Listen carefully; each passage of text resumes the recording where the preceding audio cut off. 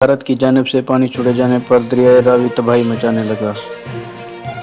بھارت کی جانب سے 2 لاکھ کیوسیک پانی چھوڑے جانے پر دریائے راوی تباہی مچانے لگا۔ سیالکوٹ اور اس کے ملحقہ علاقوں میں بستیوں کی بستیاں ڈوب گئیں۔ دریائے ستلج میں ہیڈ گنڈا سنگھ کے مقام پر انتہائی اونچے درجے کا سیلاب۔ قصور، پاک پتن، حویلی، لکھا، عارف پورہ، بہاول نگر میں ہزاروں ایکڑ اراضی زیر آب۔ تفصیل کے مطابق بھارت کی جانب سے پانی چھوڑے جانے پر دریائے ستلج اور دریائے راوی تباہی مچا رہے ہیں۔ سیالکوٹ کے علاقے سنبھڑیال میں سیلاب نے 50 دیہات ڈبا دیے۔ ماجرا کلاں علاقے میں ایک خاندان کے 5 افراد سمیت 7 افراد سیلابی پانی میں بہہ گئے۔ راوی نے جسٹر کے مقام پر تباہی مچا دی۔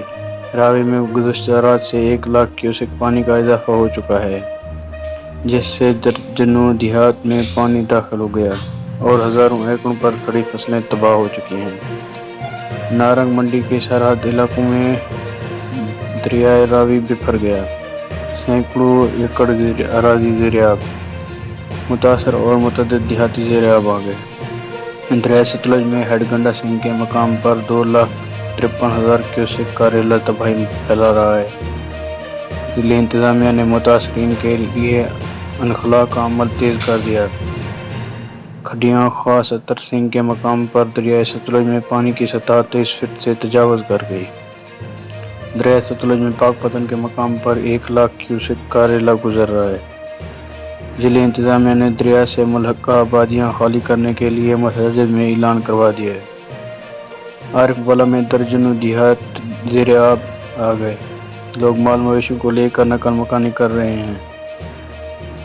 ستلج میں ہیڈ سلیمان کے مقام پر درمیانے درجے کا سیلاب ہے۔ حویلی لکھا میں ہزاروں ایکڑ پر فصلیں اور درجنوں مکانات دریائے بدر ہو چکے ہیں۔ سیالکوٹ میں ریکارڈ بارش اور برساتی نالوں میں طوفانی کے بعد شہر کا وسیع علاقہ تاحال زیر آب ہے۔ انتظامیہ ابھی تک پانی کی نکاسی نہیں کر سکا ہے۔ پاک فوج کا سیالکوٹ اور وزیر آباد میں ریسکیو اینڈ ریلیف آپریشن جاری۔ پاک فوج کے جوانوں نے سیلاب میں پھنسے افراد کو محفوظ مقامات پر منتقل کر دیا۔ اوکاڑہ میں پاک فوج نے روہی والی پل بحال کر دی۔ ہیڈ سلیمان اور اٹاری کے مقام پر کشتیوں کے ذریعے متاثرین کو محفوظ مقامات پر منتقل کیا جا رہا ہے۔